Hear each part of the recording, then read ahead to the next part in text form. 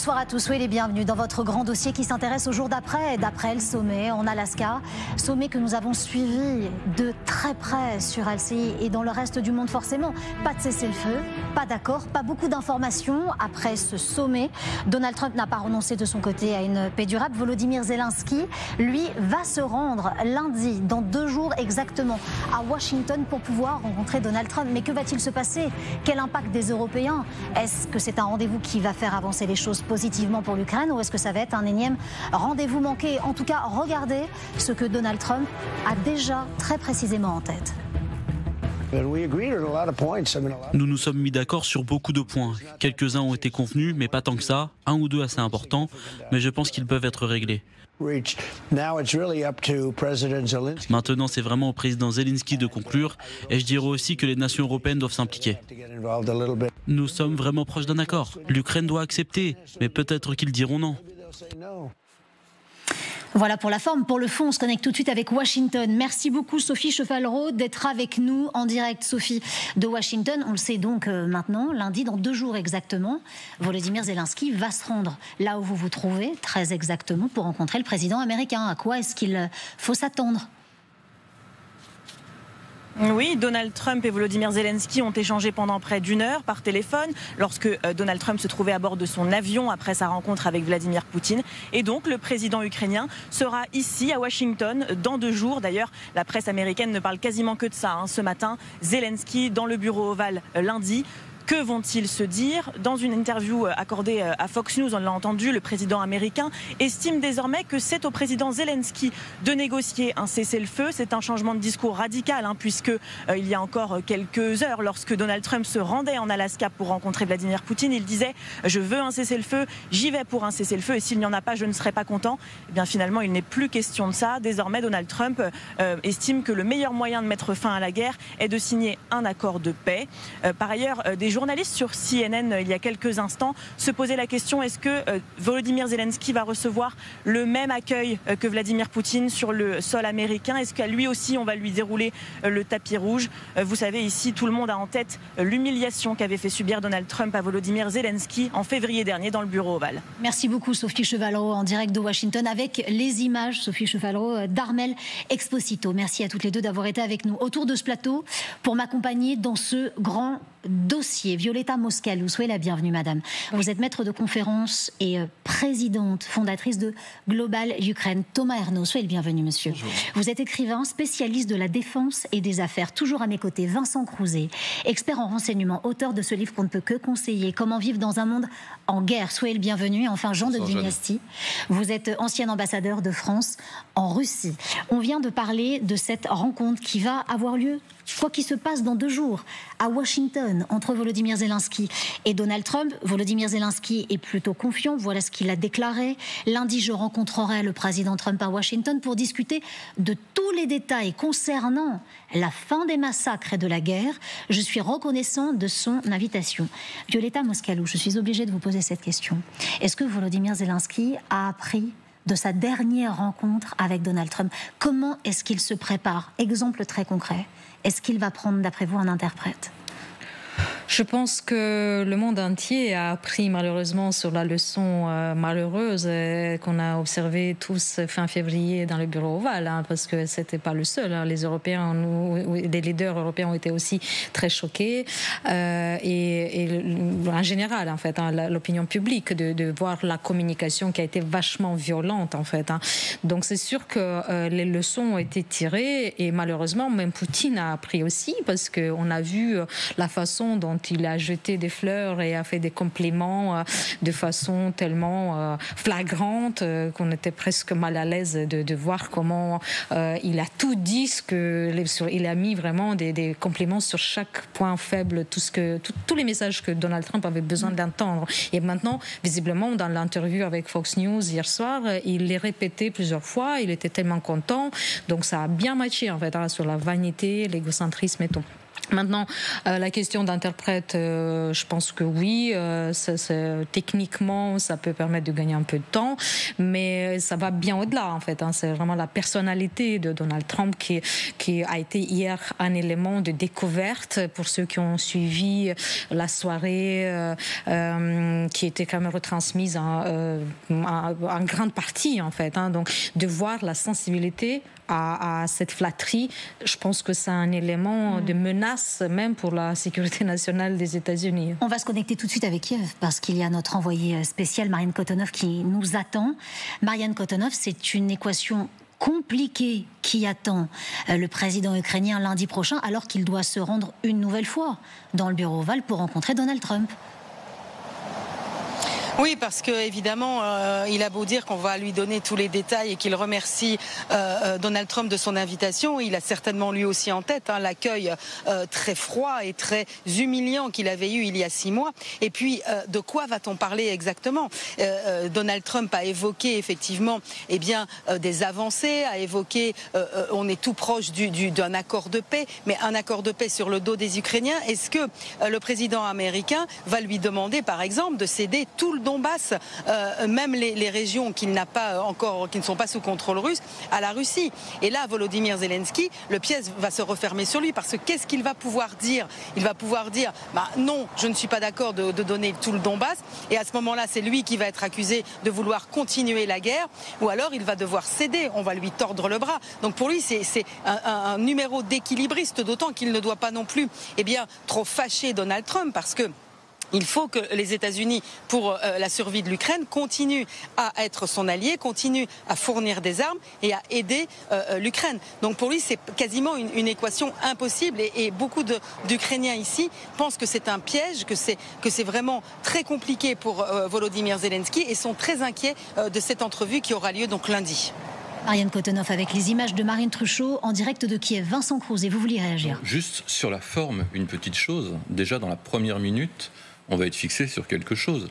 Vous vous souvenez, l'accueil de Donald Trump le 28 février avec la réflexion sur le dress code et sur la tenue de Zelensky. Bien évidemment. Comment C'était d'ailleurs J.D. Vance, si je puis me permettre, le vice-président américain qui lui a dit « Vous venez ici, vous portez même pas de costume ». Voilà, alors...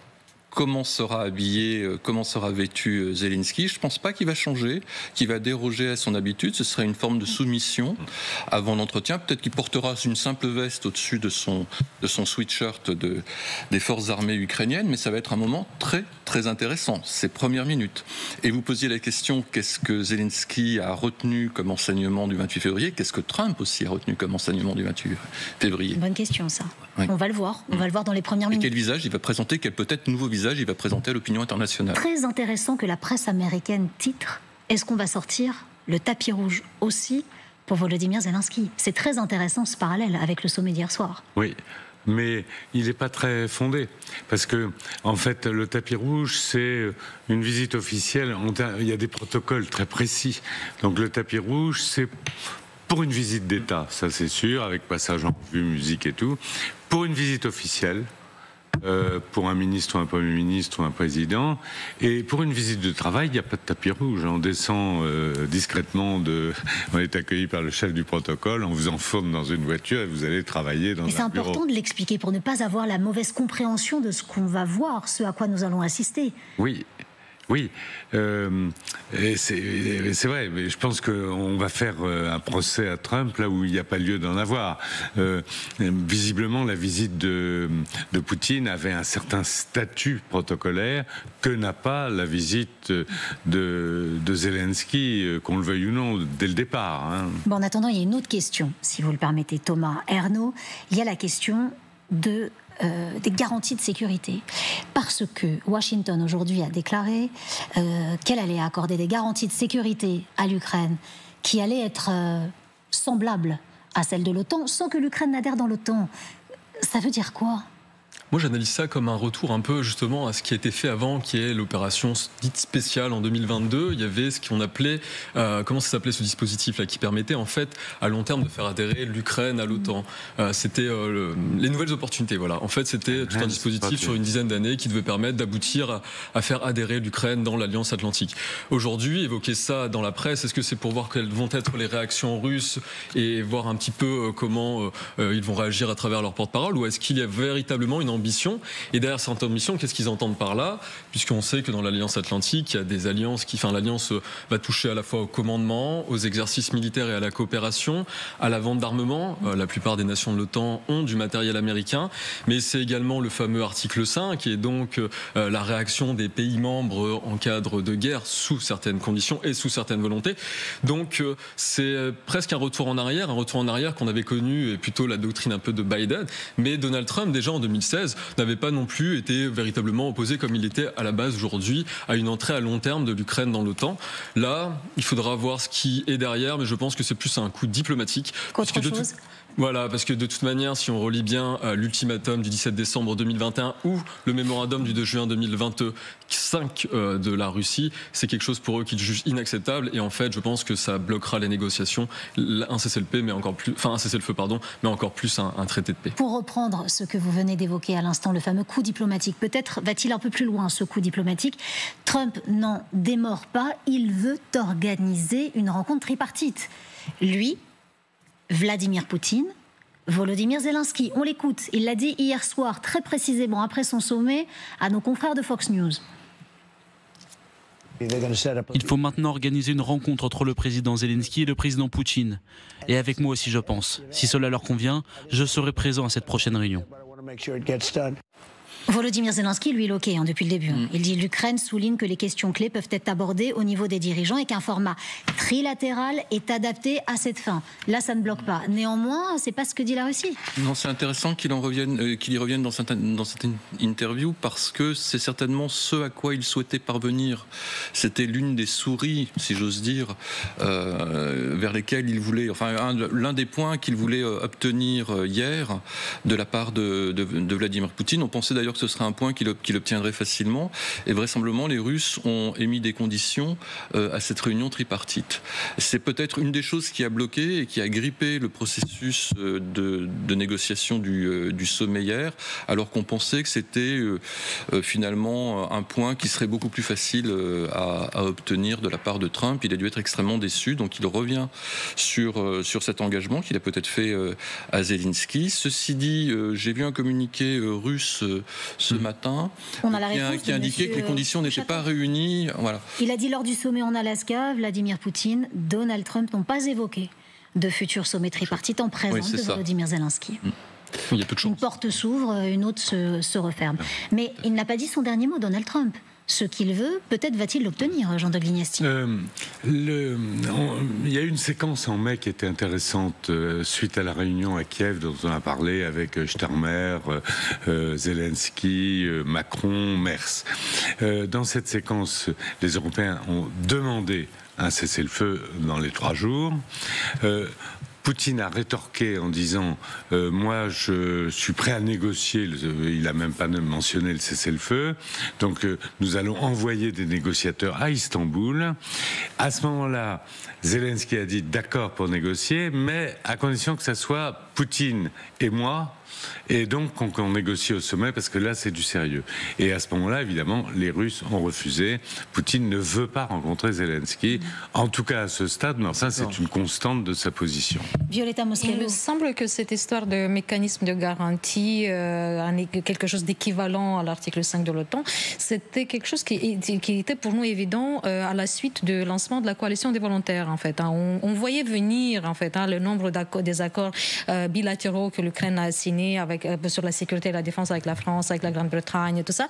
On se disait, on a compris qu'on est bloqué sur l'OTAN, et donc on essaie de construire quelque chose pour avoir un plan B, pour avoir une alternative en fait. Donc honnêtement, c'est pas quelque chose de très très surprenant qu'on mette ça maintenant sur la table. Et les États-Unis l'avaient dit déjà la semaine dernière quand il y avait eu le sommet à Berlin, en fait, en visio, que les Américains seraient aussi avec la coalition des volontaires. J.D. Vance a participé aussi à la réunion des coalitions des volontaires et qu'ils seront présents, en fait. Donc et sur cette rencontre potentielle tripartite entre les Américains, les Ukrainiens et les Russes, est-ce que pour vous ce serait le déclencheur, la bonne nouvelle qui pourrait faire évoluer les choses dans le positif? Ce sera un pas vers l'avant, mais sauf que l'histoire de la relation que l'Ukraine a avec la Russie montre que c'est un jeu de dupes et qu'on ne peut pas leur faire confiance. Et que hier, par exemple, quand on entendait Poutine dire dans la conférence de presse que la Russie était prête à garantir la sécurité de l'Ukraine... Honnêtement, je veux dire, c'est une perversion, un changement inversion vraiment des messages et tout. Et deuxième, il rajoute tout juste après. Et surtout, il ne faut pas que Kiev ni l'Europe ne soient pas des obstacles à l'obtention de la paix, donc de sa paix, de sa vision de paix. Donc, dans ces conditions. Dans ces conditions. Donc lui, il a sa liste de courses avec un certain nombre de cases et il n'en démord pas d'un iota, en fait. Donc ça, c'est sûr. Et qui sont les obstacles, du coup, à cette volonté? Qui veut pas, qui se sentent menacés par cet impérialisme russe qui de facto est incarné par Poutine? Au-delà de l'Ukraine, c'est tous les pays de l'Europe de l'Est qui faisaient partie de l'ex-URSS ou de l'ancien pacte de Varsovie, pour lesquels Poutine a des ambitions. Oui, rapidement. En plus, Vladimir Poutine a été très malin hier dans son discours. Il a dit que toutes les conditions pour qu'il y ait une rencontre entre Zelensky lui-même et Donald Trump se fassent. Il fallait que toutes les demandes de la Russie soient prises en compte. Or, on sait qu'à cette heure, Zelensky est complètement opposé à certaines demandes de Vladimir Poutine et qu'elles sont très larges. Elles vont des territoires, des oblasts, à un cessez-le-feu en passant par la prise en compte de la langue russe et de la prise en compte des intérêts des populations russes. Dénazification, démilitarisation, retour aux accords de 97 entre l'OTAN et la Russie. On voit bien que la liste est très longue et non exhaustive. Et je pense que Donald Trump aura un rôle dans les négociations avec la rencontre de lundi pour persuader Zelensky de répondre à certaines demandes. Parce que Donald Trump, lui, derrière, il a des intérêts économiques à valider et c'est ce qu'il souhaite, obtenir le fameux deal. Mais je pense que ce sera très long avant qu'on ait une rencontre Zelensky, Donald Trump et Vladimir Poutine. Seconde partie de notre grand dossier sur LCI qui s'interroge notamment sur le jour d'après ce grand sommet entre Donald Trump et Vladimir Poutine, alors qu'une réunion attend Volodymyr Zelensky lundi à Washington. Regardez ce que nous venons d'apprendre du Financial Times. Poutine qui aurait dit à Trump qu'il pourrait assouplir certaines revendications territoriales en échange de la région de Donetsk. Voilà une avancée capitale dans le reste de cette guerre si cela était accepté. En échange de la région de Donetsk, Vladimir Poutine déclare qu'il gèlerait la ligne de front dans les régions méridionales de Kherson et de Zaporizhia. On va aussi vous remontrer ces cartes, que vous puissiez comprendre de quoi il s'agit au niveau de ces oblasts, que nous puissions comprendre ensemble ce qu'il en résulte. Mais d'abord, on va se connecter, si vous le permettez, avec Washington. Notre envoyée spéciale, Sophie Chevallereau, nous attend. Vladimir Poutine est-il, Sophie Chevallereau, dans la presse et le conscient américain, le grand gagnant de ce sommet d'Alaska, Sophie? Oui, clairement. Pour beaucoup de médias américains, Vladimir Poutine est le grand gagnant de cette rencontre d'hier en Alaska. Vous savez, depuis hier, l'attitude du président américain est très commentée ici. Les applaudissements, les grands sourires, les compliments faits à Vladimir Poutine durant la conférence de presse, tout ça est très commenté. Même par la chaîne conservatrice Fox News, une journaliste disait « On a l'impression que Vladimir Poutine est venu pour dire ce qu'il avait à dire, prendre des photos avec le président américain et puis repartir ». Pas de cessez-le-feu également, et c'est important de le rappeler, on le disait tout à l'heure, pas de cessez-le-feu, les combats continuent, alors même que Donald Trump l'avait dit, je vais en Alaska pour obtenir ce cessez-le-feu, si je ne l'obtiens pas, je ne serai pas content, mais finalement il n'en est rien. Et puis les fameuses sanctions économiques sévères, cette menace brandie par le président américain depuis plusieurs jours, si jamais la Russie ne mettait pas fin à son offensive en Ukraine, eh ben, elles ne sont pas non plus mises en œuvre, ces sanctions économiques. Donc c'est ce qui donne le sentiment ici que Donald Trump finalement a plié devant Vladimir Poutine. Merci beaucoup Sophie Chevallereau avec les images d'Armel Exposito en direct de Washington. Et alors que nous venons d'apprendre par le Financial Times que Vladimir Poutine pourrait, en échange de la région de Donetsk, geler cette ligne de front et donc permettre aux Ukrainiens d'être plus à l'aise sur les régions de Kherson et Zaporizhia. Qu'est-ce que ça veut dire aussi des suites? Alors Donetsk, c'est pas un hasard, c'est là où l'armée russe patine depuis maintenant 48 heures, avec d'ailleurs la brèche qui a été constituée, qui a été coupée en deux par la 3e brigade, l'ex-brigade Azov cette nuit apparemment. C'est tout sauf un hasard, mais c'est surtout se lancer dans un bourbier de considérations territoriales qui mène nécessairement à l'échec. Regardez Violeta Moscalou, que l'on puisse comprendre tout ce qui est en rose. En réalité, ce sont les avancées russes. Quand on regarde de très près Donetsk, en réalité, il y a toute une partie qui est encore grisée et qui n'est pas prise du tout. Mais ça fait depuis 2014 que les Russes veulent prendre le Donetsk, en fait, parce que c'est ça qu'il faut pas oublier que les DNR et LNR, en fait, les deux républiques autoproclamées là et tout ça. Donc ça a commencé en 2014. Donc 11 ans après, ils sont encore toujours sur le terrain en train de se dire oui, on avance, mais avec quel rythme? Et de mémoire, il y a 30% de la région de Donetsk qui est sous le contrôle de l'armée ukrainienne, en fait. Donc qu'est-ce qu'il dit? Il dit oui, assouplir que dalle, en fait. Vous me donnez 30% de Donetsk, je vous dis que je gèle sur la ligne de front, mais de facto, je ne vous donne rien. Et geler, ça veut dire on reste là où on est, on n'avance plus. Oui, mais sauf qu'il reste aujourd'hui, dans 15 jours, il va avancer, parce qu'en fait, il est sur la logique de ce qui est à moi, et ce qui est à vous est à moi aussi. Et donc, la technique de saucisson, c'est de dire, l'Ukraine, malheureusement, dans l'histoire, a compris qu'on ne peut pas faire confiance aux Russes, et c'est ça le message de Vladimir Zelensky à Donald Trump, et les Européens maintenant ont compris, en fait. Je pense Emmanuel Macron a dit il faut quand même tirer les leçons maintenant des 30 dernières années où les Russes ont pris des engagements qui n'ont jamais tenus, en fait. Oui. Et donc aujourd'hui le risque c'est ça, c'est que la technique de saucisson un peu à l'ancienne comme au KGB, prendre quelque chose, promettre, après faire semblant d'oublier ou trouver un prétexte et faire encore un pas, bouger encore un pion. Donc ça, c'est encore une stratégie de Vladimir Poutine de gagner du temps. Il dit qu'il veut un accord de paix, un traité de paix au lieu de cesser le feu pour gagner du temps, parce qu'il a tout intérêt que son armée puisse progresser sur le terrain jusqu'à ce que l'hiver arrive. Et malheureusement, Donald Trump, il s'est quand même fait un peu balader avec ce sommet où il s'attendait quand même à au moins un cessez-le-feu partiel, en fait. Et au final, vous pensez vraiment que c'est 1-0 pour Vladimir Poutine ici? Il y a après réflexion, moi je pense que c'est même 3-0, parce qu'il a eu le tapis rouge, il a eu la photo, il a eu le fait qu'on l'a remis sur la scène internationale comme une grande puissance, mais grande puissance de quoi, en fait? La Russie aujourd'hui, qui se pense en héritière de l'ex-URSS, c'est un territoire et un arsenal nucléaire. Mais Violeta Moscalou, on ne connaît pas encore tous les tenants et les aboutissants de cette réunion. Est-ce que vous pensez pouvoir être surprise positivement lundi quand Volodymyr Zelensky va aller à Washington? Quand Donald Trump a dit qu'il y a un paramètre qui n'est pas clair et qu'on essaie de comprendre un peu quel paramètre, mais en fait, encore une fois, je renvoie à la liste de courses de Poutine de février 2022.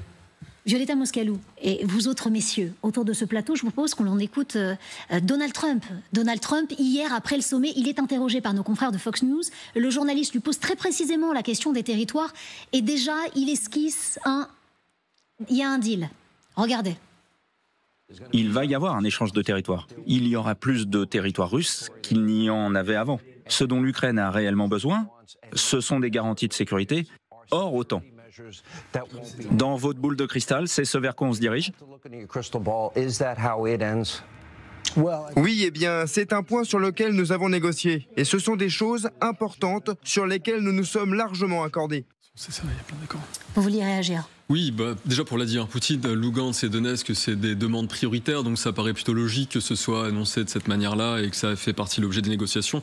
Après, sur la presse américaine, l'Amérique aime bien ce genre de pronostic, quand il y a la MMA, quand il y a le catch, on essaie toujours, en plus comme on n'a pas vraiment d'informations sur ce qui a été discuté, voilà, ça permet un peu d'animer la presse. Néanmoins, je pense qu'il faut un petit peu quitter notre vision idéaliste et internationaliste. On est sur deux hommes qui sont de la réelle politique, qui défendent leurs intérêts nationaux et ils ont des objectifs prioritaires pour leur nation. Vladimir Poutine, on les connaît, ça va être Lugansk, Donetsk, démilitarisation, dénazification, renversement de Zelensky et plein d'autres revendications, puisque la sphère russe ne s'arrête nulle part et il y a une volonté d'avancer un petit peu plus encore en Europe, comme il l'a fait en Géorgie, en Crimée et là en Ukraine. Pour Donald Trump, la priorité, on le rappelle, c'est le défi chinois. Et pour Donald Trump, l'Ukraine n'est pas du tout une priorité. Et donc, on en parlait un petit peu hors plateau, mais dans la narration de Vladimir Poutine, on sait qu'il y a des choses qui ont été avancées dans le domaine spatial, dans le domaine de l'économie, avec tous les enjeux autour du détroit de Bering et de l'Arctique, dans les partenariats commerciaux autour du pétrole, du gaz, ExxonMobil, Westinghouse autour du nucléaire. Il y a même des enjeux autour du spatial. On sait que la NASA a re-signé un contrat avec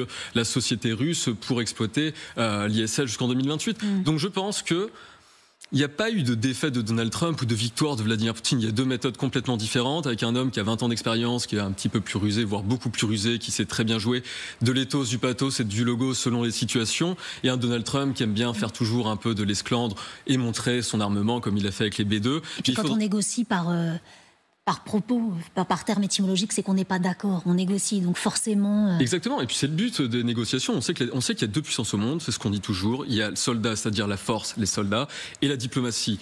Si on avait été dans la guerre froide, on se serait satisfait de voir ce genre de rencontre. Aujourd'hui, je pense qu'il faut aussi en tirer les conséquences. Jean de Glignassi. Moi, je suis tout à fait d'accord avec ça. Je pense que c'est une analyse qui est complète. On ne peut pas dire qui a gagné, qui a perdu. En tout cas, on ne peut pas le dire maintenant. En général, tous les accords de paix, les traités internationaux, etc., il y a toujours un enthousiasme au début, on dit un tel a gagné, un tel a marqué des points, etc. Et puis 20 ans après, on se rend compte que c'est exactement le contraire.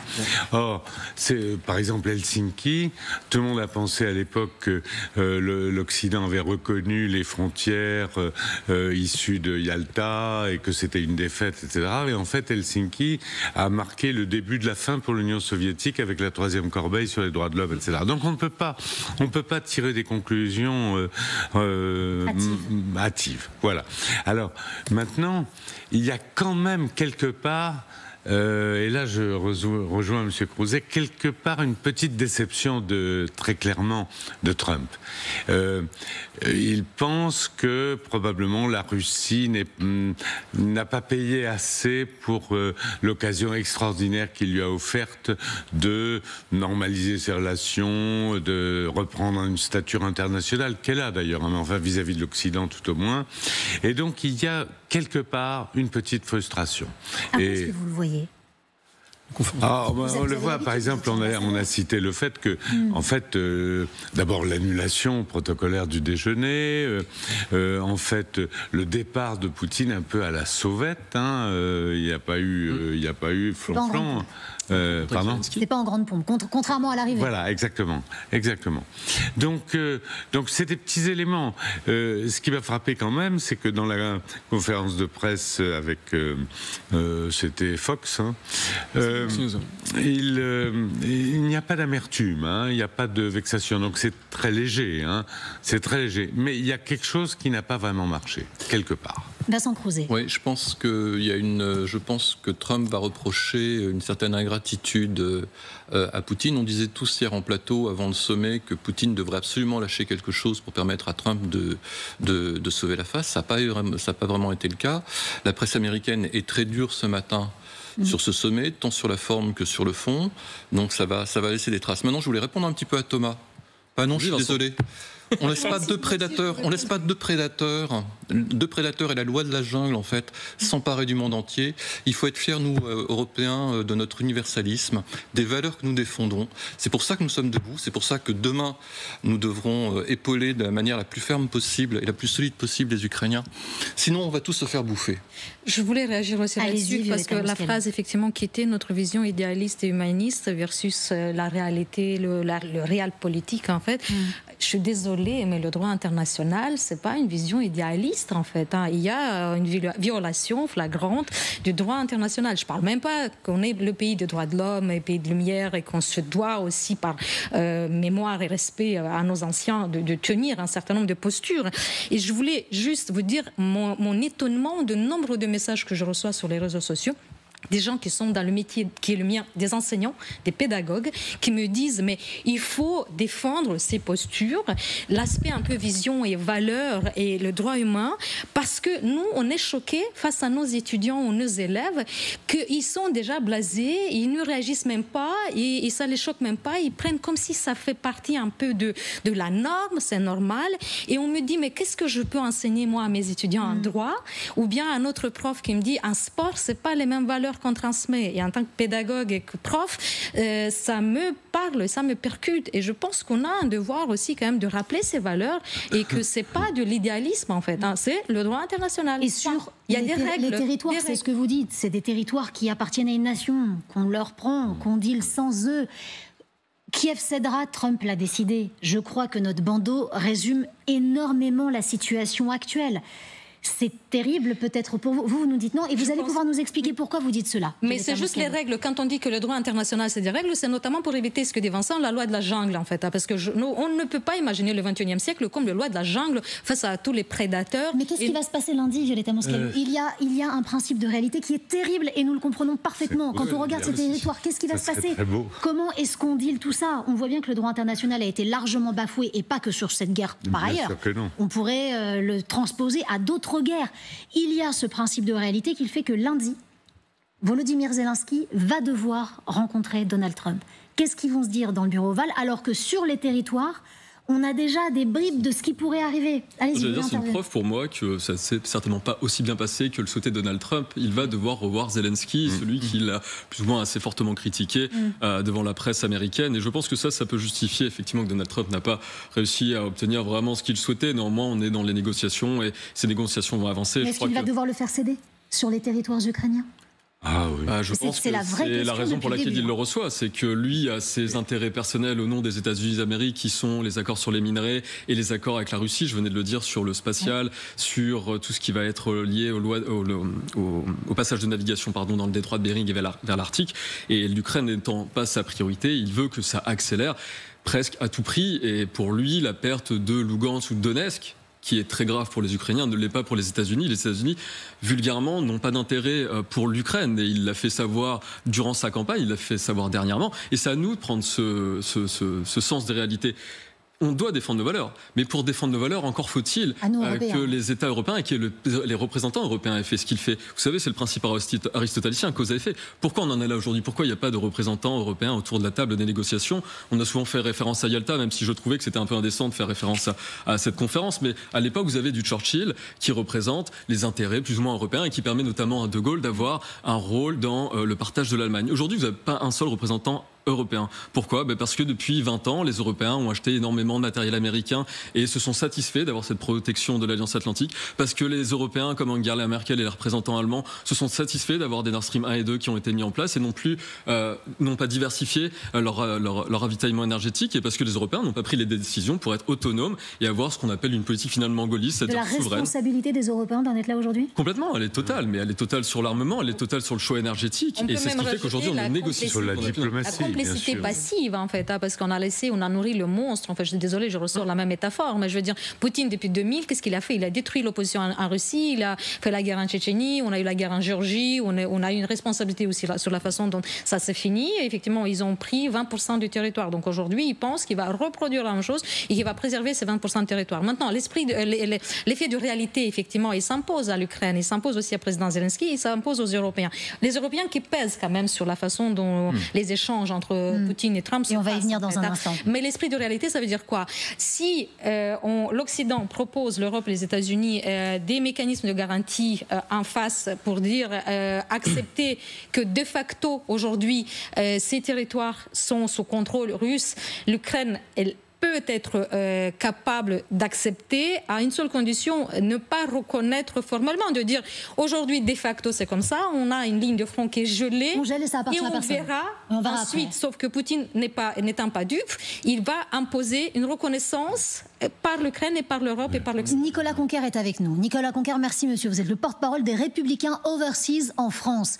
Lundi, Volodymyr Zelensky, il est attendu dans le bureau ovale de Donald Trump. Est-ce que, d'après vous, et d'après les informations, monsieur, que vous avez, Donald Trump le fait céder lundi sur les territoires? Non, et pour la simple et bonne raison que lors de cette première rencontre qui a eu lieu hier vendredi en Alaska, il n'a pas pris de décision au détriment ou en faveur des Ukrainiens. Il les a tout de suite appelés à la suite de cette longue réunion qui a eu lieu avec Vladimir Poutine. Il était en lien direct avec Vladimir Zelensky et il lui a présenté la situation qui a d'ailleurs été saluée lui-même par Zelensky. Donc on voit que les choses avancent très rapidement et qu'il y a une nécessité à arriver non seulement à un accord de paix, mais non seulement à cesser le feu, mais à un accord de paix. Et donc c'est ce vers quoi on va lundi. Je pense que Vladimir Zelensky lui-même entre dans de bonnes dispositions. Il va y aller seul, il ne sera pas accompagné de chefs d'État européens. Il sait que ces passages dans le bureau ovale peuvent parfois être houleux, mais je pense que là, tout le monde, toutes les parties prenantes abordent ça avec plus de sérénité, plus de calme, et ils savent que Donald Trump a à cœur de sécuriser les intérêts tant de l'Ukraine que de l'Europe et de la paix avant tout. Nicolas Conquer, deux choses. Première chose, vous venez de dire Volodymyr Zelensky va être seul dans le bureau ovale. Vous mettez de côté le fait que les Européens puissent s'immiscer à cette réunion. Pour vous, il est impensable qu'il puisse être présent lundi prochain. Est-ce que ça, vous nous le confirmez ? Je dis pas que c'était impensable, mais je me base sur le déroulé des événements qu'on a eu hier en Alaska. D'une part, les Européens n'étaient pas présents, ils ont été consultés dans la foulée. Et là, à l'heure actuelle, où on se parle, il n'y a pas d'annonce comme quoi des chefs d'État européens seraient présents. Je dis pas que c'est ce que je souhaite, ni que ce soit un traquenard quelconque. C'est au contraire un rendez-vous auquel Volodymyr Zelensky a tout à fait la possibilité de se rendre ou non. Il s'y rend en connaissance de cause. Il arrive avec ses revendications et peut-être les concessions qu'il sera prêt à faire. Le rôle des Européens serait-il de favoriser les négociations ou de la poursuite du conflit ? Je pense que l'ensemble des acteurs ont manifesté leur souhait à ce que ce conflit se termine et sans doute dans des conditions qui soient les moins préjudiciables, évidemment au détriment des Ukrainiens, mais que ce conflit arrive à un terme. Et pour autant, est-ce que ce serait antinomique que les Européens soient là pour la poursuite de la paix ? En quoi est-ce qu'ils pourraient interférer sur ce que pourrait négocier le président ukrainien qui demande, lui, à chaque étape d'avoir l'aval des Européens, et Donald Trump qui vraisemblablement a à cœur de tenir les Européens au courant ? On voit bien que les intérêts divergent ou ne sont pas concordants. Chacun a son propre agenda. Et plus vous rajoutez de parties prenantes autour de la table, plus vous ralentissez le processus de décision. Et là, pendant qu'on est en train de parler maintenant, pendant qu'il y a des rencontres ou des rencontres virtuelles qui se font entre leaders européens et Zelensky, il y a des combats qui continuent et des vies qui sont en train de se perdre. Donc il y a une urgence pour arriver à mettre fin à ce conflit avec des concessions d'un côté comme de l'autre qui permettent d'en finir et de renouer avec la paix. Donc c'est pas tant qu'il y a des va-t-en-guerre, mais je pense que ça rajoute de la lenteur et de l'inertie. On a voulu hier montrer une espèce d'impréparation de ce séminaire, de ce sommet qui a eu lieu en Alaska. Je rappelle qu'il a été organisé en tout juste une semaine. Je défie n'importe quel pays européen d'organiser la même chose. Il y a une volonté, avec le rythme impulsé par Trump, de faire les choses rapidement et qui délivre des résultats, plutôt que d'être dans un statu quo qui s'étalerait sur des années et des années. On voit que les choses avancent à une vitesse phénoménale. Encore une fois, Donald Trump, il a résolu 7 accords de paix depuis qu'il est de nouveau à la Maison-Blanche depuis janvier dernier, et il entend bien amener cette même force de négociation et aller mettre un terme à ce conflit, idéalement dès lundi, mais c'est potentiellement quelque chose qui peut prendre plus longtemps. Nicolas Conquer, vous restez avec nous. Je reviens vers vous dans un instant, si vous le permettez. Réaction autour de ce plateau. Oui, alors séminaire, c'est un bon lapsus, hein, parce que le séminaire, généralement, il réunit des gens qui sont du même camp, du même bord, de la même entreprise. Donc c'est assez intéressant comme lapsus. Ensuite, on sent vraiment dans les paroles de Conquer, qui d'ailleurs sont quasiment les mêmes que le communiqué du Kremlin ce matin concernant la position et le rôle de l'Europe. On sent vraiment qu'on est des intrus, hein. On n'est vraiment pas invités à la table. Vous êtes un peu dur. Ah bah non, mais c'est très clair. On ne veut pas de nous, parce que nous serions des fauteurs des fauteurs de guerre, nous serions des va-t-en-guerre, nous serions en fait des opposants à la mise en place des accords de paix, alors que c'est tout le contraire. Est-ce que vous répondez au fait qu'on dit, c'est ce que vient de dire Nicolas Conquer, mais il pourra s'exprimer par ailleurs par lui-même, lorsqu'il dit plus il y a d'intervenants et plus le processus de négociation prend du temps? Ah oui, laissons donc Trump et Poutine en tête-à-tête décider du sort du monde, pas simplement de l'Ukraine d'ailleurs. Jean de Glignasti. Moi, j'ai une vision plus nuancée. D'abord, ce qui me frappe, c'est quand Zelensky dit « je vais à Washington négocier les détails ». Ça m'a vraiment frappé. Ça veut dire qu'en fait, globalement, il accepte une enveloppe globale, une approche globale qui lui a déjà été soumise et qui résulte de l'entretien, sans doute, entre Trump et Poutine. Donc déjà, on est quand même peut-être plus avancé qu'on ne le croit. Sur le rôle de l'Union européenne, je reprends ce que vous avez dit, l'Union européenne n'a pris aucune marge d'autonomie par rapport à l'Ukraine. Je suis désolé de le dire, elle a dit, à tort ou à raison, mais pour des raisons essentiellement morales, tout ce que fait l'Ukraine, c'est bien, on soutient l'Ukraine, c'est à l'Ukraine de décider si elle doit faire ci, faire ça, etc. Nous, on n'intervient pas, même pour l'OTAN, on dit, personne ne peut forcer l'Ukraine à ne pas choisir ses alliances, etc. Ce qui est d'ailleurs juridiquement complètement faux. N'importe quel État peut dire non à l'Ukraine. D'ailleurs, Biden s'est pas gêné pour le dire à un moment. Donc nous avons pris... Nous ne sommes pas en situation de médiation comme les Trump, ou même de facilitation, comme pourrait l'être Erdogan à un certain moment, en réunissant les parties au conflit. Nous sommes dans une situation d'alliance avec l'Ukraine.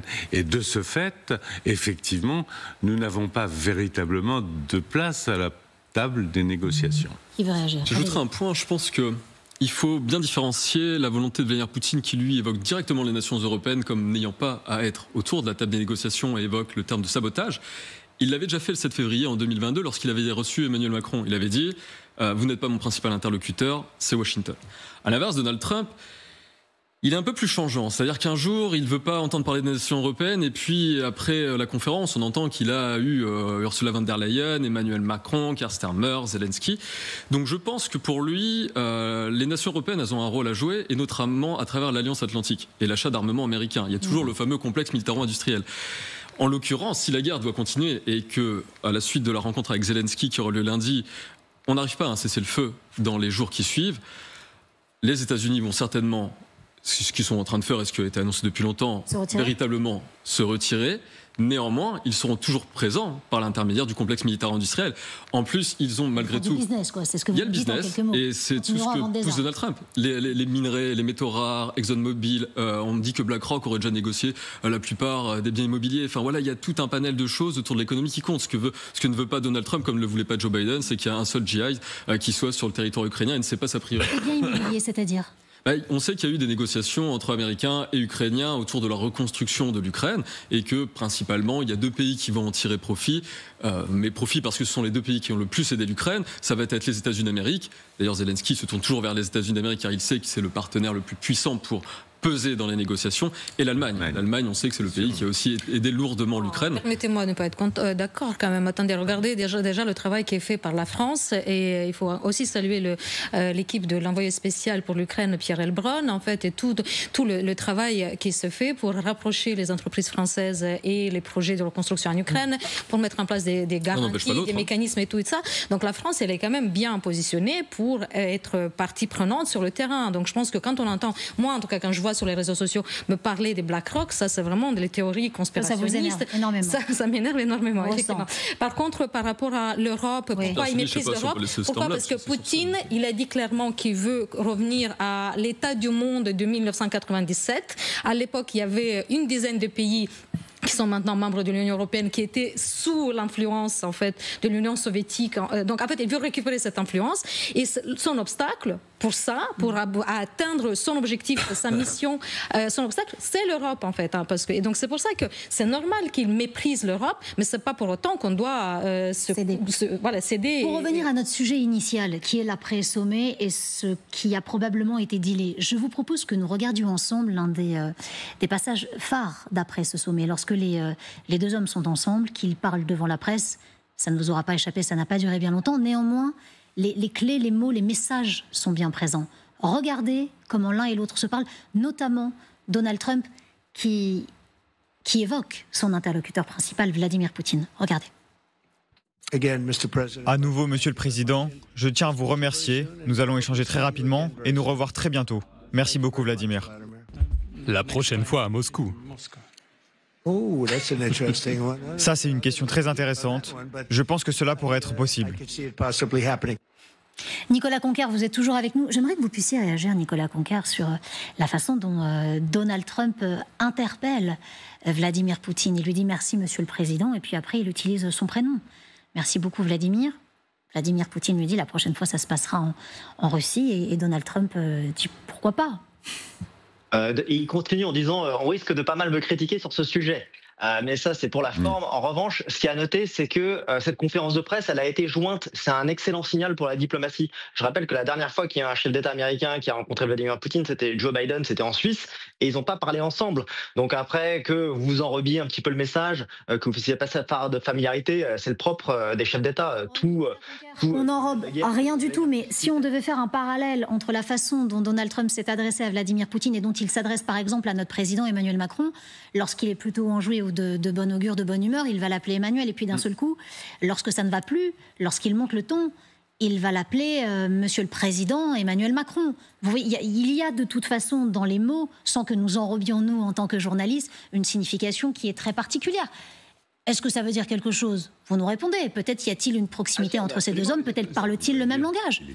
Vous avez tout à fait raison. Il y a toute une gradation dans les mots qui ont un poids, les formules, et cette rencontre, elle était le théâtre de ramener un lien diplomatique qui avait complètement disparu et que l'Europe, elle en était absolument absente. Et donc du coup, il y a pas forcément, ils ont écorté la réunion. Il n'y a pas eu le déjeuner de travail qui devait avoir lieu, mais de fait, il y a quand même eu les enjeux de la discussion qui ont été menés avec beaucoup d'accords. Encore un point de désaccord, il n'a pas été fait public, mais on espère que ça pourra être concluant en vue de cet accord. On le dit, pas de cessez-le-feu, mais d'accord de paix qui pourrait intervenir dès lundi. Donc ensuite, voilà, en ce qui concerne la forme, c'est toujours à prendre avec un peu de légèreté. Il n'y a pas de, il n'y a pas de langage, il y a pas de voilà, je sais pas de sémantique à en tirer.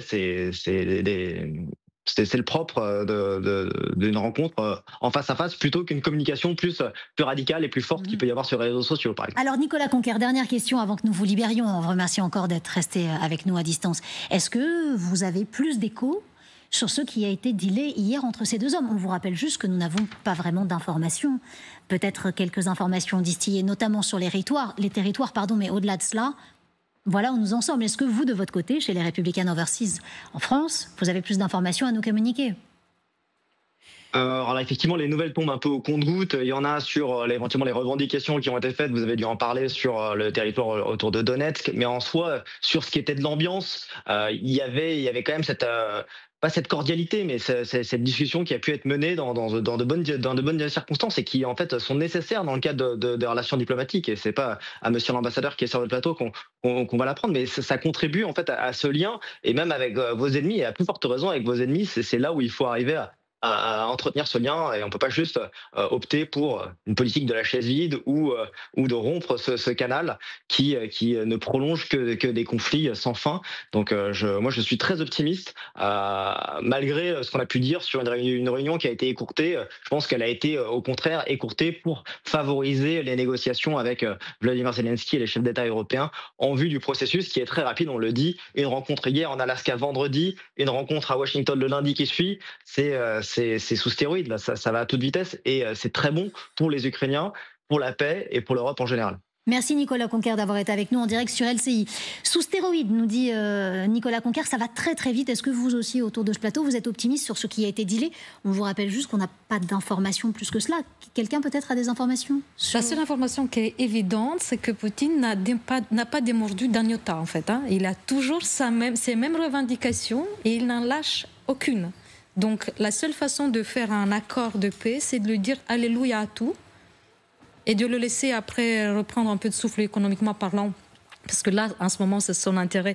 Il y a les sanctions, l'économie, elle est quand même contractée, en fait. Ça ne va pas si bien que ça. Et c'est logique, parce que quand on met en place les sanctions, elles n'ont pas jamais un effet immédiat. Donc normalement, au bout de 3 ans maintenant... Et sur ce qui aurait été dealé ? Mais en fait, c'est que Donald Trump étant quand même un peu en admiration comme ça face à la force, en fait, ils ont quand même pas beaucoup de convictions, pas du tout les mêmes valeurs. Ce qui importe, c'est vraiment business as usual, en fait, et tout.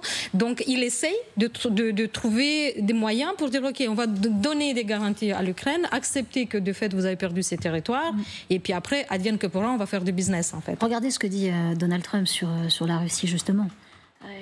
Vous parliez de ces grandes puissances et il dit, regardez, la Russie est une très grande puissance et eux, l'Ukraine, ne le sont pas. C'est C'est violent. Mais c'est David contre Goliath, mais sauf qu'en 2022, Kiev devait tomber en 3 jours et le peuple ukrainien a montré que même étant petit, on peut quand même résister et qu'il faut se battre pour des valeurs. On a un exemple quand même formidable, qu'on ne peut pas se courber face à des prédateurs et que si on veut vivre et survivre et avoir une vie quand même avec quelques règles de coexistence, on doit défendre ses valeurs. Thomas Ernaud, est-ce que ça donne le là? L'Ukraine a défendu sa patrie.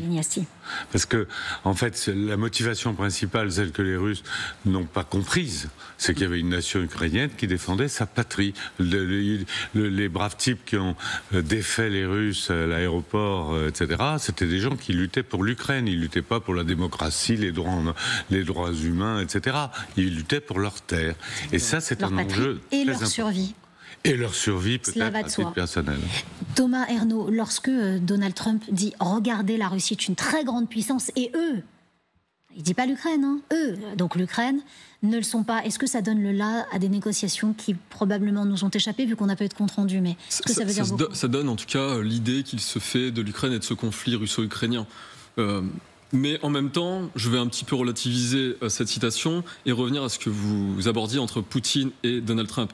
On peut admirer un chef d'État étranger, mais les États n'ont pas d'amis, ils ont que des intérêts. Oui. Donald Trump, le même qui énonçait admirer la force et Vladimir Poutine à travers son côté chef charismatique, est le même chef d'État qui a soutenu l'Ukraine en 2016 par la livraison d'armement. Je vous ai parlé tout à l'heure du dispositif Nouvelle Opportunité. Il y avait tout un travail qui se faisait autour de l'adhésion de l'Ukraine à l'OTAN à long terme. Donc, le même qui disait j'admire Poutine, mettez en place des sanctions internationales. Le même qui disait je respecte Poutine parce que c'est un homme, c'est un chef de guerre, livrait de l'armement à l'Ukraine. Donc il faut toujours rappeler qu'en relations internationales, les chefs d'État n'ont pas d'amis, ils n'ont que des intérêts. Et les intérêts américains ne sont pas forcément les mêmes intérêts que ceux de la Russie. Et pour revenir à votre première question, je l'évoquais un petit peu tout à l'heure, dans le discours de Vladimir Poutine hier, dans son narratif, on a eu pas mal d'informations quand même sur ce qui a pu être dealé. La première chose, c'est qu'à l'ultimatum, il n'y a pas de sanctions. C'est l'une des premières informations. Ensuite, il a été évoqué la levée de sanctions, c'est-à-dire la levée des sanctions américaines. Et puis, je reviens sur ce que je disais il y a quelques minutes, a été évoqué les enjeux spatiaux, a été évoqué les enjeux autour de l'Arctique, donc des matières fossiles. On sait que l'Arctique regorge éternellement de pétrole et de gaz. Donc il y a l'évocation de ce sujet-là, qui est à la fois un sujet géographique et un sujet économique. A été évoqué la liberté de navigation. Le fameux détroit de Bering, c'est avec la fonte des glaces depuis 2013. Aujourd'hui, on sait qu'il n'y a plus de glace et que ça va devenir l'une des principales voies, même pour rejoindre l'Union européenne. Donc il y a le sujet de contrôle, un peu comme le Golfe Persique aujourd'hui par l'Iran. Comment la Russie et les États-Unis vont assurer la liberté de navigation et contrôler les navires qui passent par ces voies-là. On sait qu'il y a eu une convergence, ça je pense qu'il faut le souligner, une convergence d'éléments de langage, un peu comme Xi Jinping et Poutine. Trump et Vladimir Poutine se rejoignent de plus en plus sur les éléments de langage qu'ils ont, notamment à l'égard de l'Union européenne. Il y a une critique totale de l'Union européenne constante. Ce sont deux hommes qui préfèrent les relations bilatérales aux relations avec des organisations internationales. Et à l'instant, Vladimir Poutine, le président russe, dit que sa rencontre avec Donald Trump était, on ouvre les guillemets, opportune, fermez les guillemets, on ouvre les guillemets, est très utile, fermez les guillemets. Une rencontre opportune est très utile. Poutine il est toujours content. Après une rencontre avec Trump, il dit toujours ça s'est très bien passé, puisque lui, son objectif principal, c'est de gagner le maximum de temps sur le terrain, de dire que tout est bien, et au contraire de passer sous silence les difficultés qui pourraient conduire soit à des sanctions, soit à un mécontentement plus grand de Trump, etc. Donc son intérêt, c'est de dire que tout est bien. Cela dit, ça n'exclut pas que ça soit bien passé quand même. Avant même la fin du sommet, il y avait des indiscrétions. Alors, je ne sais pas si c'est Dmitriev, il me semble, qui disait que ça s'était merveilleusement bien passé. Alors, effectivement, puisqu'il a obtenu les deux choses qu'il souhaitait, le rétablissement des relations formelles diplomatiques entre la Russie et les États-Unis, une espèce de nouvelle reconnaissance internationale. C'était les deux seules choses qu'il venait cocher, finalement, en Alaska. Le reste était très aléatoire et casse-gueule pour lui. Donc, effectivement, pour eux, ça a été opportun et très utile. Vladimir Poutine continue à l'instant. Voilà ce qu'il dit. Il dit d'avoir discuté avec Donald Trump, donc de la paix en Ukraine sur une base équitable. C'est ce que dit Vladimir Poutine. Vous voulez réagir ? On est dans le fameux dialogue mélien, c'est le rapport de force. Ils discutent entre prédateurs, c'est le terme qui a été utilisé par Giuliano d'Ampoli dans son dernier ouvrage. Ils se flattent comme dans des fables. Voilà, on flatte le chef d'État de la première puissance mondiale. Les États-Unis, faut le rappeler, c'est le premier budget militaire mondial, c'est 26% du PIB mondial, c'est plus de 40% des éjections de gaz de CO2. Donc Poutine, il sait très bien comment faire dans ces moments-là. Il sait très bien comment il doit s'adapter à Xi Jinping, comment il doit s'adapter à Kim Jong-un. Quand il se déplace en Iran, il a d'autres comportements. Là, Donald Trump attend toujours qu'on dise qu'il soit le plus grand, le plus fort. Je voudrais, Jeanne, souligner juste un petit point. On a parfois un petit côté auto-centré. On parle beaucoup des États-Unis, de la Russie et de l'Europe, mais on en oublie parfois aussi l'Inde, la Chine qui ont un rôle important. Dans les jours à venir, il y aura un grand sommet. C'est le sommet des BRICS et le sommet de l'OCS. Je pense qu'il y aura aussi derrière ces pays qu'on dit parfois dans le dit sud global. J'aime pas trop ce terme-là parce que ça ne veut rien dire. Mais il y a un rôle aussi important du côté de la Chine et l'Inde.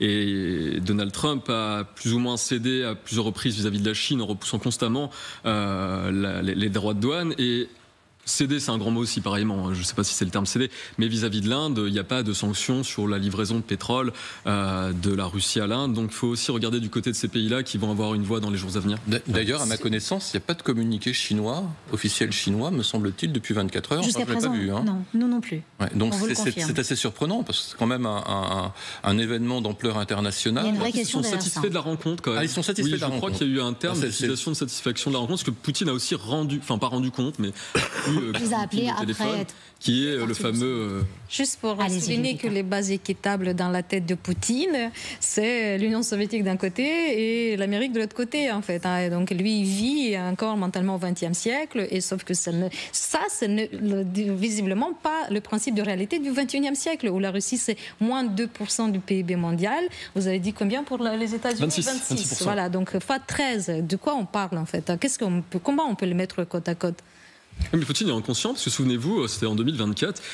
Avec son petit côté renard, il avait dit pourquoi pensez-vous que je vais m'étendre dans les pays baltes, plus loin en Ukraine. Vous, les Occidentaux, vous représentez 46 000 milliards de PIB. Vous avez, si on additionne les budgets des États européens plus ceux des États-Unis, vous avez le plus gros armement. Mais c'est souvent sa manière aussi de se faire passer parfois pour la victime, la personne attaquée, la personne menacée, et puis avancer ses pions. Tout à l'heure, vous avez parlé de la stratégie du salami, du saucisson. Il est très malin sur ça. Il avance en Géorgie, il avance en Crimée. Oui, c'est exactement ce qu'il fait, petit pas par petit pas. En tout cas, on évoquait Vladimir Poutine et ses récentes déclarations. On va donc vous les rappeler si vous nous rejoignez en direct sur LCI. Une rencontre avec Donald Trump opportune et très utile, et une discussion avec Donald Trump de la paix en Ukraine sur une base très équitable. Hier, lors de ce sommet, nous avons écouté très attentivement le président russe, Vladimir Poutine, et il a tout de même rappelé ses objectifs qui allaient le mener vers la paix. Je vous propose qu'on la réécoute et qu'on évoque ces objectifs juste après. Regardez. Nous sommes convaincus que pour que le règlement ukrainien soit durable et à long terme, toutes les racines profondes de la crise, qui ont été discutées à maintes reprises, doivent être éliminées. Toutes les préoccupations légitimes de la Russie doivent être prises en compte, et un juste équilibre dans le domaine de la sécurité en Europe et dans le monde entier doit être établi. Nous allons rappeler cette phrase très particulière, Jean de Glignesti, qu'a prononcée ici le président russe Vladimir Poutine sur les racines du mal en Ukraine. Quand on est peu connaisseur, en tout cas, de ces dialectes russes, de quoi en résulte-t-il sur ces racines du mal ? Alors, je ne parle pas de la question de l'OTAN, mais c'est clair que l'élargissement de l'OTAN à l'Ukraine et à la Géorgie, quoi qu'on en dise, même si 20 ans ou il y a 30 ans, il a dit oui, l'OTAN peut-être, etc. Non. L'extension de l'OTAN est une cause majeure des difficultés que nous avons eues en Géorgie et que nous avons en Ukraine. Ça, c'est très clair. Alors, à l'intérieur, il y a beaucoup de choses. Il y a le gouvernement qui n'est pas estimé légitime parce qu'il n'a pas été renouvelé, parce qu'à cause de la guerre, il n'y a pas eu d'élection. Il y a le gouvernement qui est supposé être sous influence des héritiers du nationalisme bandériste à connotation nazie, d'où le mot dénazification.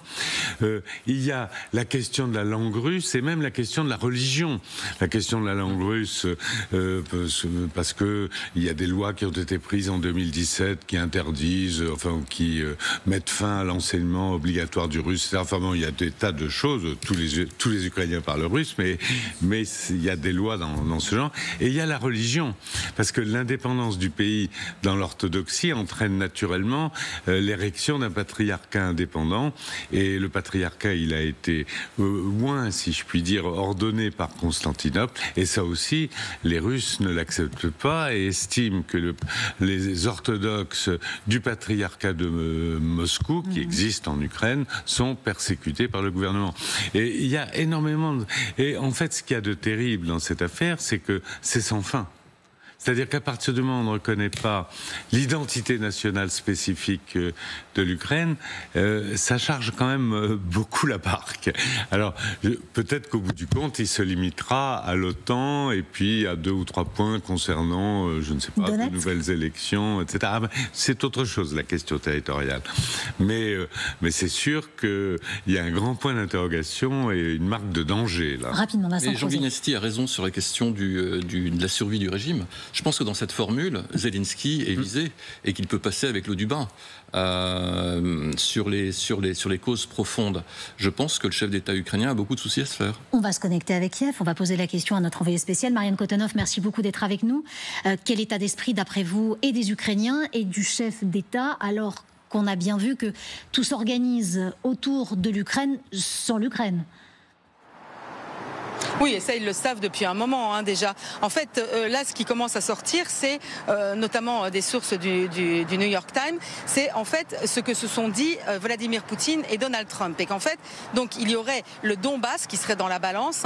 Poutine réclame l'entièreté du Donbass, même les territoires qui ne sont pas encore occupés par la Russie. Et c'est là le fameux échange de territoires qui pourra avoir lieu. C'est-à-dire que du coup, Poutine gèlerait la ligne de front des oblasts de Kherson et de Zaporizhzhia. Là, pour le moment, c'est ce qu'il sort et ce qui semble se dessiner. Évidemment, aucune confirmation encore, aucune réaction là-dessus. Mais pour Volodymyr Zelensky, la réunion de lundi, c'est un véritable piège parce que Donald Trump va lui proposer un deal comme ça, avec un échange de territoire, et il va se retrouver coincé. Soit, effectivement, il refuse, et là, il passe pour celui qui refuse la paix, soit il va devoir accepter ça, qui est absolument inacceptable pour une grosse majorité d'Ukrainiens. Nous, depuis qu'on est ici, on les a interrogés sur ce thème d'échange de territoires, de donner des territoires à la Russie. Et en fait, la réponse est un non catégorique parce qu'ils nous disent tous que toutes les vies qui ont été sacrifiées pour se battre dans le Donbass, eh bien, auraient été sacrifiées pour rien. Et puis, de toute façon, c'est un marché de dupes parce que en échange de tout le Donbass, donc l'Ukraine, en fait, aurait juste la ligne de front gelée à Kherson et dans les oblasts de Kherson et de Zaporizhzhia. Donc franchement, il n'y a aucun avantage là pour l'Ukraine et Volodymyr Zelensky va devoir faire un véritable exercice d'équilibriste lundi. Merci beaucoup Marianne Kotonov avec les images de Marine Truchot en direct de Kiev. Discussion sur des bases équitables, comme dit Vladimir Poutine à l'instant, ou piège pour Volodymyr Zelensky? Discussion, je pense, sur des bases équitables, mais du point de vue ukrainien, je voulais juste expliquer que le problème de l'OTAN qui revient tout le temps sur la table de par la main et la bouche de Poutine est pour nous plutôt un problème de l'impérialisme russe et de la non-reconnaissance de facto de la souveraineté des 14 républiques de l'ex-URSS après la chute de l'ex-URSS. Et quand il y a eu cet élargissement de l'OTAN, c'est pas l'OTAN qui a allé chercher ces pays baltes et les autres pays, en fait. C'est les pays qui ont voulu se mettre à l'abri de l'impérialisme russe. Et je pense que ça, c'est un point qu'effectivement, il faut toujours garder en tête quand on parle du problème d'OTAN. Par rapport au gouvernement et Zelensky qui ne serait pas légitime, j'ai juste envie de dire que personne, et surtout pas Poutine et ni Trump, n'ont de leçons de démocratie à donner aux Ukrainiens. Parce que Poutine, qui est au pouvoir en Russie depuis 25 ans, Trump, on a vu tout ce qu'il a essayé de faire un 6 janvier, il n'y a pas si longtemps que ça. Et en Ukraine, les Ukrainiens ont réussi à faire en sorte que le pouvoir change et qu'il y ait des réélections et qu'ils ont eu ils ont demandé des comptes à leurs dirigeants et encore une fois, en temps voulu, quand la guerre sera finie et que la Constitution autorisera des élections, Zelensky aura aussi un face-à-face avec le peuple ukrainien et des questions lui seront posées en temps voulu quand le peuple ukrainien sera prêt à traiter de la problématique. Je voudrais juste attirer votre attention sur une chose. En attendant, les combats continuent.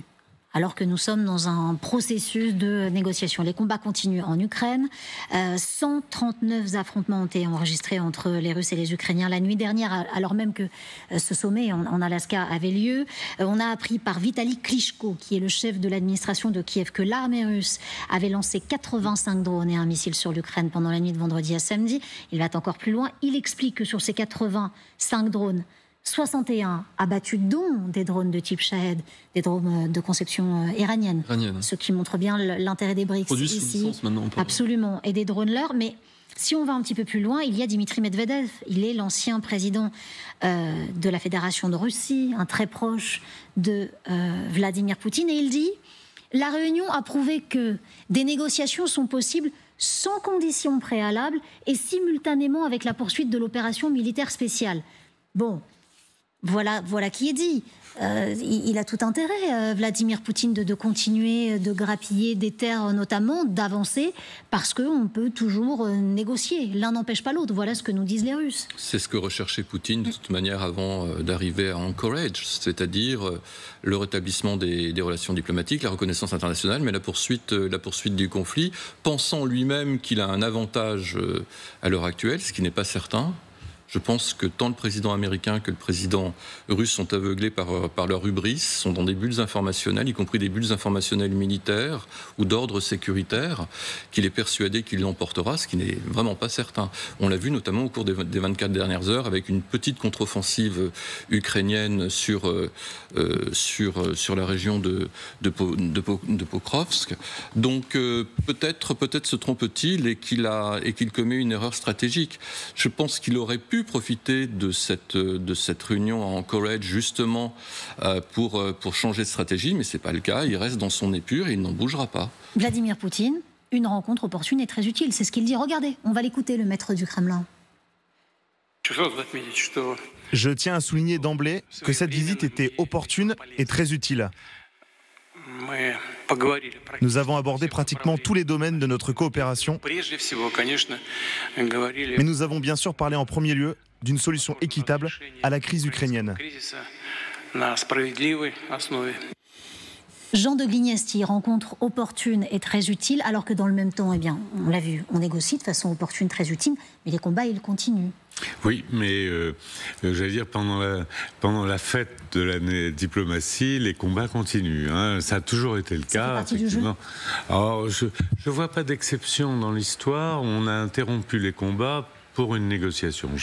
J'ai cherché, mais j'ai pas trouvé. Il y en a peut-être, hein, historiquement, mais j'ai pas trouvé que ce soit la Corée, le Vietnam,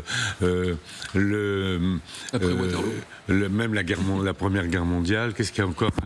Tout le temps, on se bat, sauf en cas d'effondrement de l'armée, ce qui est arrivé quand même à la fin en 1918, quand l'armée allemande s'est complètement effondrée. Mais là, il n'y a pas une négociation, c'était une capitulation. Mais tant que l'armée se bat, eh ben, on peut négocier et on espère améliorer, j'allais dire, sa position de négociation via sa position militaire. Donc en fait, les Ukrainiens sont dans ce cas et les Russes sont dans ce cas. Donc en fait, là, Medvedev énonce une banalité, en fait, une banalité. Et alors, même un cessez-le-feu, ça s'improvise pas d'un coup de baguette magique. Il faut le négocier, il faut savoir qui va le surveiller, etc. Donc le cessez-le-feu, on commence à en parler alors que il y a aucun cessez-le-feu et on se tire dessus. Donc voilà. Alors ce qui est sûr, c'est que Poutine a souhaité déclencher tout ce processus, y compris le processus de normalisation, même s'ils ont gardé quand même des relations diplomatiques, mais bien entendu. En tout cas élargir la relation avec les États-Unis, lancer de nouveaux programmes de coopération dans toutes les matières que vous avez développées à juste titre, mais ils veulent faire en continuant les combats. Poutine, c'est un prince qui avance selon les circonstances et il sait que là, il est sur ses petits objectifs de court terme, mais ça n'enlèvera rien à ses objectifs de long terme. Quand il parle des populations russophones, quand il parle de la Grande Russie, quand il parle de... Il l'a refait dans son narratif hier, il a reparlé des frères ukrainiens. Nous sommes des frères, chose qu'il avait fait déjà dans un document en 2021 où il parlait de l'unité historique entre la Russie et l'Ukraine. On voit que lorsqu'il avance selon les circonstances sur un point, rapidement, les autres demandes qu'il a formulées par le passé et qu'on connaît très bien chez les dictateurs, puisqu'elles sont souvent exprimées, soit dans les discours, soit dans les textes, sont remises sur le devant de la scène.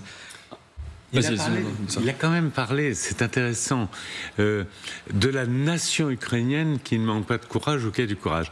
Alors, il ne faut pas attacher trop d'importance à cela, parce qu'en fait, il utilise le mot nation au sens soviétique du terme. C'est-à-dire, on fait partie, tout le monde est citoyen russe, et puis il y a une nation ukrainienne. Mais ça ne veut pas dire qu'il reconnaît l'identité nationale et l'existence de l'Ukraine en tant que nation. Mais malgré tout, c'est une évolution en sens, peut-être un début de petite évolution en sens. Bon, il reste encore une inconnue, la fameuse rencontre tripartite. C'est ce que veut Donald Trump entre lui-même, Volodymyr Zelensky et le président russe Vladimir Poutine. Il l'a répété sur Fox News hier soir après ce sommet en Alaska.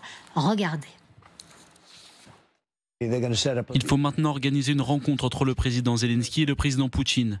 Et avec moi aussi, je pense. Si cela leur convient, je serai présent à cette prochaine réunion. Ça, c'est ce que veut le président américain. On a deux sons de cloche et on va les mettre en parallèle. Comme ça, vous allez pouvoir m'expliquer comment vous décryptez. D'un côté, nous avons Volodymyr Zelensky donc pour l'Ukraine. Lui, il dit « L'Ukraine souligne que les questions clés peuvent être abordées au niveau des dirigeants et qu'un format trilatéral est adapté à cette fin. » Voilà qui est dit. La Russie, via le conseiller diplomatique, cette fois, de Vladimir Poutine, donc là, c'est la déclaration de Volodymyr Zelensky. La Russie, via Yuri Ushakov, nie cela et dit « Lors du sommet en Alaska, Vladimir Poutine et Donald Trump n'ont pas évoqué de futur sommet tripartite en présence de Volodymyr Zelensky. » Bon, sommet tripartite ou pas sommet tripartite? Déjà, il y a un dysfonctionnement majeur. C'est que sur un sommet aussi important que celui d'hier, apparemment, ce sujet n'a pas été soulevé, n'a pas été évoqué. Je ne pense pas que les Russes mentent sur ce sujet. Je pense qu'ils sont sincères. Le sujet n'a pas été évoqué. Et c'est Trump qui relance en fait ce sujet à l'occasion de l'interview avec Fox, mais il est absolument sidérant que le sujet n'ait pas été évoqué hier. Alors on va se connecter avec Washington, on va poser la question à notre envoyé spécial. Merci Sophie Chevallereau d'être avec nous. Sommet tripartite ou pas sommet tripartite? Que disent les Américains, que dit la presse aujourd'hui? Alors, vous le savez, Donald Trump a déclaré que si tout se passait bien, donc après sa rencontre avec Volodymyr Zelensky ici à Washington lundi, eh bien il planifierait un sommet à 3, cette fois-ci avec Vladimir Poutine et Volodymyr Zelensky. Il a ajouté des millions de vies pourraient être sauvées. De son côté, le président ukrainien a dit au président américain lors de leur échange par téléphone que si la Russie n'acceptait pas ce sommet à 3, eh bien il faudrait renforcer les sanctions envers la Russie. Il a écrit, Volodymyr Zelensky, sur ses réseaux sociaux, les sanctions sont un outil efficace. Mais qu'en sera-t-il réellement? C'est ce qu'on se demande ici. En tout cas, la presse américaine se pose la question. Lorsque l'on sait que Donald Trump change souvent d'avis et qu'il a régulièrement ces derniers jours brandi la menace de sanctions envers la Russie, des sanctions sévères, il répète ça souvent, mais que finalement elles n'ont jamais été appliquées, ces sanctions. Donc les choses devraient être plus claires une fois la rencontre passée entre Volodymyr Zelensky et Donald Trump ici à Washington lundi. Merci beaucoup Sophie Chevallereau avec les images d'Armel Exposito. Alors, sommet tripartite ou pas, sommet tripartite, rencontre ou pas, on ne le sait pas. En tout cas, ce que l'on sait, c'est que les dirigeants européens sont prêts à faciliter ce sommet entre Trump, Zelensky, Poutine. Qu'est-ce que ça veut dire très concrètement? Est-ce que ça veut dire, exemple, vous allez me répondre, Jean de Glignasti, est-ce que ça veut dire que peut-être que le mandat d'arrêt de la CPI, eh ben, on le fait sauter le temps qu'il y ait une rencontre? Est-ce que ça peut être ça? Le mandat de la CPI, il est quasiment mort maintenant. C'était le dernier clou sur le cercueil. Ça a été la visite de Poutine chez Trump. De toute façon... À part que l'Alaska, les États-Unis n'ont pas signé ce mandat de la CPI, donc c'était pas applicable. La Chine n'a pas signé, l'Inde n'a pas signé, le Brésil a signé, mais il se pose des questions. C'est un problème important dont on pourrait parler, mais c'est sûr que ça n'est pas opérationnel. La CPI a fait une erreur très importante d'incriminer un chef d'État avec qui on sait qu'on va devoir négocier dans l'année qui vient, quoi qu'il advienne, sauf s'il est tué ou renversé par la force. Donc là, c'est l'interaction mauvaise entre le droit et la réalité internationale. Sur le sommet bilatéral, la position russe a été constante depuis le début. C'est d'ailleurs une façon que Poutine a utilisée pour détourner en quelque sorte la première proposition de sommet qui avait été faite par Zelensky, c'était à peu près en mai. Hein. Et Zelensky, comme refusant le cessez-le-feu, Poutine a dit négocions la paix, et Zelensky avait dit d'accord, on négocie la paix, mais toi et moi, en gros, hein, vous et nous. Et à ce moment-là, Poutine a dit pas question, il faut d'abord que les experts travaillent, etc. Et les chefs d'État ne viennent que signer à la fin quand tout est fait, tout est balisé, etc. Donc alors, que Trump soit là, ça peut modifier un tout petit peu l'attitude russe en se disant Trump va peut-être nous aider à faire pression sur l'Ukraine. Et sur l'implication des Européens pour l'organiser? Quant à l'implication des Européens pour l'organiser, je suis désolé, mais il faut, Vous n'y croyez pas être du lucide. tout. Non, les Russes n'en veulent pas, les Américains n'en veulent pas, les seuls qui en veulent, c'est les pauvres Ukrainiens, et tout le monde dit, ils cherchent évidemment à recueillir le maximum. On ne peut pas être eurosceptique, je suis désolée. Non, mais il faut être réaliste quand même. Mais la diplomatie européenne a infléchi déjà, ne serait-ce que le sommet à Alaska, en fait, parce que quand ils ont annoncé le 8 août, c'était en plus l'anniversaire de l'agression de la Russie en Géorgie, en fait. Quand on a eu l'annonce, une semaine plus tard, voilà, c'est bon, on a un deal, ils vont swapper les territoires, en fait, échanger les territoires et tout. Et c'est parce que l'Ukraine et l'Europe ont communiqué fermement et clairement avec Donald Trump, qu'il n'a pas pris des engagements vraiment au détriment. Il aurait pu sortir avec d'autres annonces, en fait. Donc ça, c'est sûr que c'est juste pas possible. Et cet eurosceptisme, je suis désolée, je voulais juste revenir sur le mot quand même, que l'impunité est inadmissible, impossible de continuer à imaginer le monde avec un criminel de guerre qui ne serait même pas sous sanction et qu'en plus de mandat de la Cour pénale internationale, le 25 juin 2025, il a été créé à Strasbourg par le Conseil de l'Europe et l'Ukraine un tribunal spécial international pour le crime d'agression en Ukraine, qui peut juger même en absence des personnes qui sont sous investigation. Rapidement, Vincent. Juste sur ce sujet de la CPI, il y a une solution qui est technique, c'est-à-dire d'accorder à Poutine une immunité temporaire le temps de la négociation, laissant le soin de pouvoir le poursuivre ensuite ultérieurement. Vladimir Poutine a été interrogé il y a quelques instants sur la Douma en Russie. On lui a posé la question rencontre avec Volodymyr Zelensky, qu'en est-il? On va écouter sa réponse qui est très claire, vous allez le voir, regardez. Dis non à tous les coups. Cela faisait longtemps que nous n'avions pas mené de négociations directes de ce type à un tel niveau. Je le répète, nous avons eu l'occasion d'exposer calmement et en détail notre position. Nous respectons bien sûr la position de l'administration américaine qui estime nécessaire de mettre fin au plus vite aux hostilités. C'est également notre souhait. Et nous aimerions passer à la résolution de toutes les questions par des moyens pacifiques. La conversation a été très franche, riche en contenu, et à mon avis, elle nous rapproche des décisions nécessaires. Est-ce que pour Vladimir Poutine, le problème ici, c'est Volodymyr Zelensky? Complètement. Il l'a dit depuis le début du conflit, il le trouve illégitime, il parlait de cocaïnomane, et Poutine, il aimerait qu'à la tête de l'Ukraine, il y ait un Loukachenko, quelqu'un qui le contrôle, qui ne le limite pas dans sa sphère d'influence. Voilà, c'est son espace, la doctrine Monroe à la russe. Donc, je suis très sceptique d'une rencontre avec Zelensky. D'ailleurs, ça n'a pas été évoqué. Ça ne l'est pas évoqué dans l'intervention que vous venez d'illustrer. Et il faudrait vraiment que toutes les conditions de Vladimir Poutine soient validées. Et encore, on ne les connaît pas vraiment parce qu'elles sont illimitées, puisque de toute façon, ils l'ont répété à des centaines de fois, la sphère russe peut s'étendre n'importe où pour qu'il y ait une rencontre avec Zelensky. Donc je n'y crois à titre personnellement pas du tout. Elle n'existe que dans la tête des Américains et de Donald Trump. Donald Trump, il dit ça aujourd'hui comme demain, il vous dira que finalement, il faut passer à une nouvelle étape. Vincent Crouzet. En fait, je crois surtout qu'ils ont créé tous les deux toutes les conditions d'un échec avec l'affaire de Donetsk. Parce qu'ils savent de toute manière que c'est irrecevable pour les Ukrainiens et pour Zelensky. Donc Zelensky va se pointer lundi à Washington avec ce bâton, je reviens à l'expression un petit peu M, trois petits points, en disant niet. Et à ce moment-là, tout le monde va lui tomber sur le dos en disant « Regardez, le fauteur de guerre... » C'est vous qui êtes un frein. Bien entendu. Là, ils sont en train de créer toutes les conditions. La condition de Donetsk, on va la rappeler pour les gens qui nous rejoindraient. Voilà. Ce qu'a dit Vladimir Poutine un peu plus tôt dans cette fin de journée. Il a dit « Je pourrais éventuellement assouplir certaines revendications territoriales si et seulement si vous me donniez l'ensemble de Donetsk. » Bon. Ouais, tout à fait. Ligne rouge ukrainienne depuis le début. Je relativise juste un point. Zelensky, depuis le début, il est quand même très courageux. Il a quand même aussi négocié lourdement sur les métaux critiques. Je pense qu'il ne faut pas mettre de côté cet accord qu'il a pu avoir avec les États-Unis.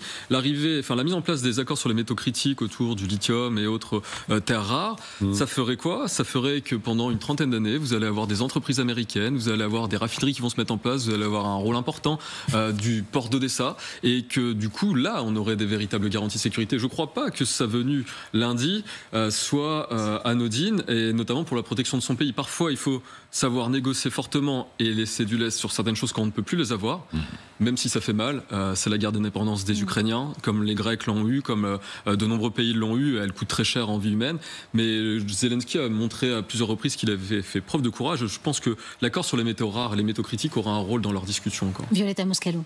Je pense que Donald Trump va se retrouver dans la situation de médiateur, dans le pire deal et le plus compliqué qu'il n'a jamais eu dans sa vie. Donc, il va être obligé de faire des allers-retours. Il a dit que c'était compliqué. Il a dit je m'attendais à finir cette guerre en 24 heures et c'est l'un des deals les plus durs. Aucune idée de la complexité, les aspects historiques, géopolitiques et tout ça. Lui, il voyait les ressources terres rares et tout ça. Bon, deal. Et là, par contre, ce qui est un bon point, c'est qu'il a mordu à l'hameçon, il a envie maintenant d'être dans les négociations, dans les échanges et tout. En fait. Il sait avant ses exceptions.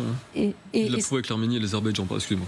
Non, mais je veux dire, il s'est laissé engager dans le processus et je pense que s'il veut avoir un résultat, ça va être très compliqué pour lui. Cette question, est-ce que pour avoir un résultat aujourd'hui sur ce front, sur cette guerre, il faut nécessairement une réunion tripartite ou bilatérale? Ou quadripartite avec les Européens.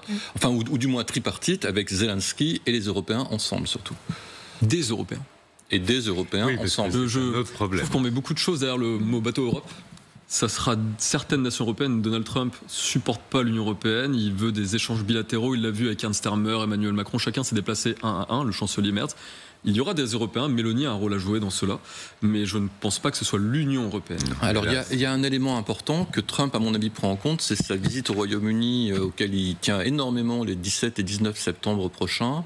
Il ne veut pas que cette visite soit polluée, et je pense d'ailleurs, c'est d'où la réaction extrêmement tempérée et très diplomatique de Keir Starmer ce matin.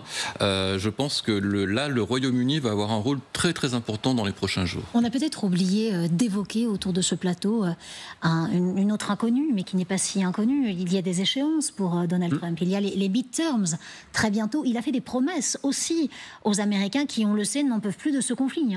L'une de ses premières promesses de campagne, ça a été « j'arrête cette guerre en 24 heures parce que les Américains, entre guillemets, ne veulent plus payer une guerre qui n'est pas la leur ». Aujourd'hui, on ne va pas vers ça. Est-ce qu'il est possible que lundi, Donald Trump dise « vous êtes bien gentil, merci, ciao ». Non, absolument pas. Impossible. Pourquoi ? Parce que la géopolitique américaine, depuis Brzezinski en passant par Kissinger, a toujours considéré que même s'il y avait un conflit comme il y a actuellement en Ukraine, il ne fallait surtout pas abandonner l'Ukraine pour des problématiques de Herzland et d'Eurasie. L'Ukraine a un rôle important dans ce qu'il considère le contrôle de l'Eurasie, donc de la Russie, en fait, par une quantité de bases. Et je ne crois absolument pas, depuis le début du conflit, que les États-Unis lâcheront totalement à un moment l'Ukraine. C'est un avis personnel, mais je pense que ça a un rôle beaucoup plus important qu'on ne le pense. Et ils savent différencier ce qui est un conflit sur certaines parties de l'Ukraine, d'un effondrement total de l'Ukraine et une prise de Kiev et un renversement du pouvoir et l'arrivée finalement de l'Ukraine, enfin une presque jonction entre Kaliningrad et l'Ukraine. Donc je ne crois absolument pas à ça à titre personnel. Moi non plus. Je ne pense pas qu'il puisse, pour des raisons, parce que d'abord, il y a une partie de son propre parti qui est totalement pro-ukrainienne et anti-russe. Donc déjà, il faut qu'il les prenne en compte.